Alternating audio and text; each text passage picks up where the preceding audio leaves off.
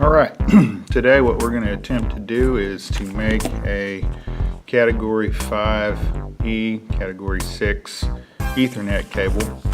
Here I have a standard pre-made 15-foot cable, and it's a lot easier, or cheaper actually, not necessarily easier, to go ahead and produce one of these yourself. So I'm going to go ahead and get started by stripping away some of the casing off of this wire to go ahead and get started. So I have my crimper tool, and there's different kinds. This one right here happens to have a little area right here that's slotted so that I can stick my tool like this, and I can just score the outer casing on this wire, and then I should be able to pull the casing off. So I'm going to do that. I'm going to expose a good, I don't know, inch or two. You don't go too crazy, but that should be probably about enough right there to go ahead and start working on this. So there we go. Now I have a set of instructions right here that I work with the Cisco curriculum here, and so there's a couple of different standards that you can utilize. One of the standards is the T56A 8A, and that's the one I'm going to do. So you can use either an A or a B standard. As long as you're consistent, you should be fine with this, and the directions get into just what the wires are for and everything, so you can look at that on your own. So what I'm essentially going to do is, once I have these wires exposed, there's a little bit of insulation that's in here. I'm going to go ahead and trim that off. I just got a little set of cutting pliers here. Let's get rid of that, get that out of the way because I don't need it. And then inside I have 4 twisted pair colored wires, and you have a blue and a blue with a white stripe, a brown and white stripe, green white stripe, orange white stripe.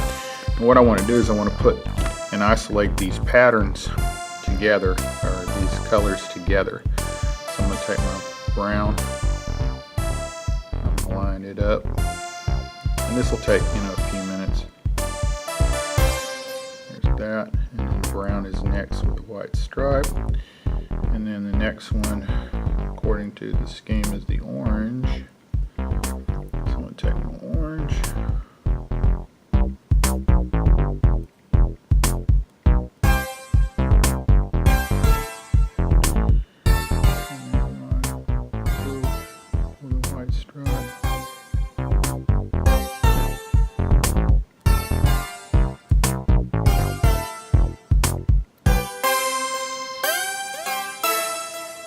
And blue, and orange and white stripe, and then my green, and white stripe.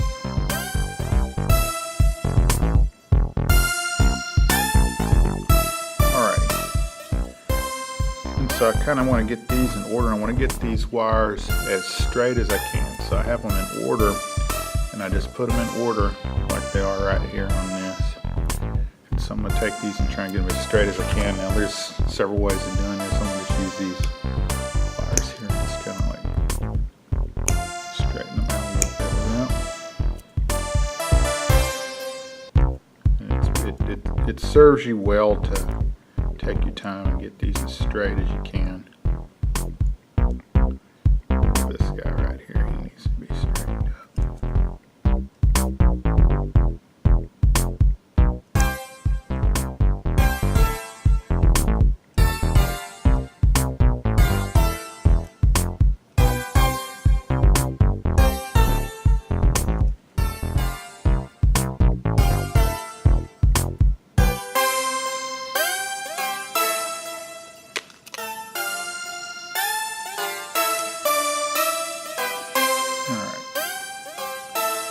Once I start kind of getting these a little straight, I want to kind of just put them right next to one another.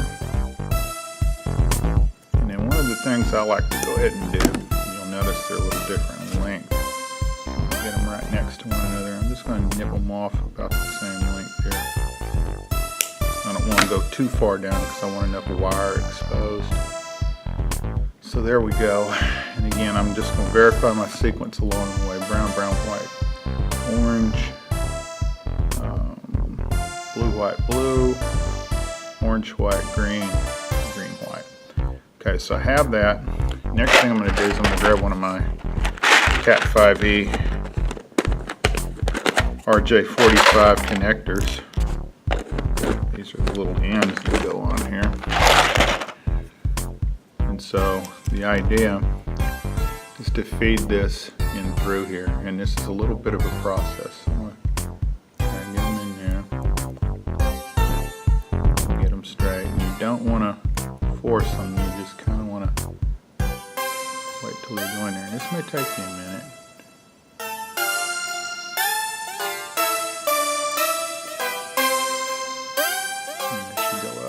Through like that. And we want to push them all the way up through. Now, once we do this, we need to verify that our pattern is correct, because they'll wiggle around in there and they'll get incorrect. And if they're not in there right, the cable will not work. So we got to make sure our pattern's right. Brown, brown, white, orange, blue, white, blue, white, green, green, white. Looks good here. Right, looks good here. So we'll pull these down in there. And so should have something that looks kind of like that. Okay. Now this needs to go far enough down, and we're going to clip these off close here.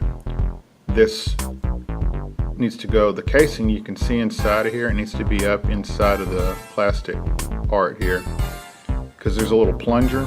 It'll plunge down when I use my crimping tool. It's going to plunge down on this casing, and that's going to help hold this plug on there. And once I clip these, which I'm going to do now, I'm going to use these. They're tapered to go right against this. I don't want to go too crazy because I can actually mess up the end of the plug if I'm not careful.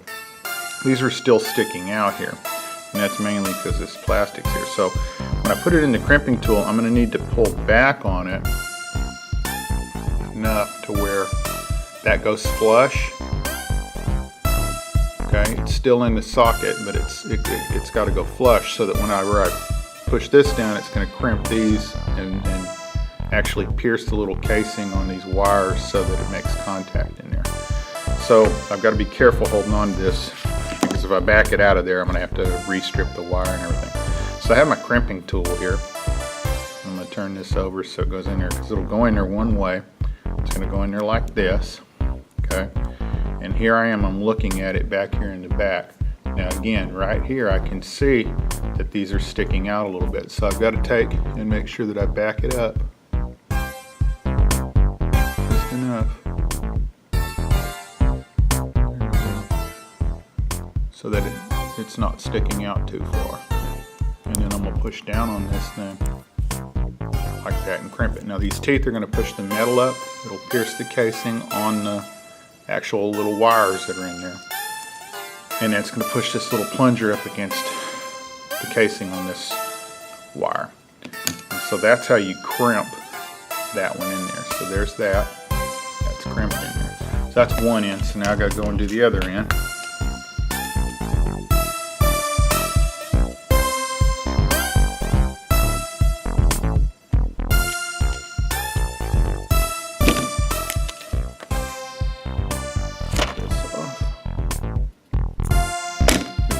Process again. Pull these out. Get my wires in order.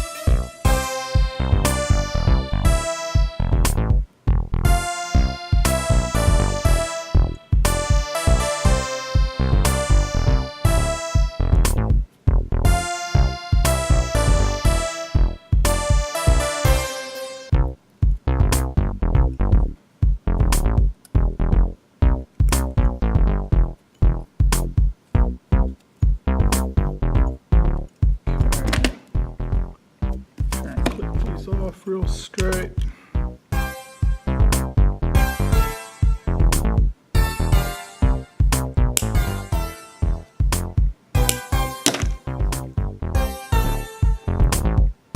Brown, brown, white, orange, blue, white, blue, orange, white, green, green, white. Another plug. Gotta make sure that this one goes on the same way I did the other, and I did brown on this side with the metal up. So that needs to always be standard.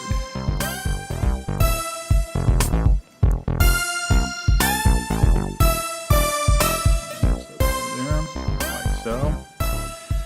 Verify the pattern. Brown, brown, white, orange, blue, white, blue, orange, white, green, green, white. Now, these wires will jump into different slots if you don't verify what you're doing, and then when that happens, it does not work. So, put these off close. Like that. Okay. Remember that can't be sticking out. If I crimp it now, I've ruined it. I'm just going to put it back in the crimping tool. Goes in there like that. Here's this end here. Get that to where I pull it down in there like so. That way it's not sticking out. There's my plunger.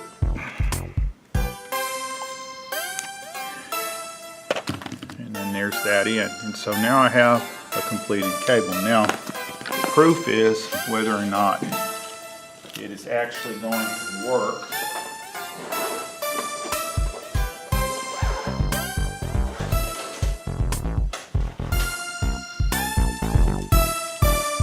So to test and see if it's actually going to work, I have a cable line tester right here, and I have a pre-made cable. So this one is already made with the ends on it. This is a store-bought cable. So I'll show you how this works. You just turn on the power on the side, and then you can plug one into this from the output, and then the other goes into the loop back. And what it's going to test and make sure the wires are consistent all the way through. And so to test it, I'll just hit that and it'll count 1, 2, 3, 4, 5, 6, 7, 8. So all 8 wires are good. Okay. So on the one that I just made, we're going to plug it. And so we're going to go ahead and test this wire here. I've got it plugged in up here.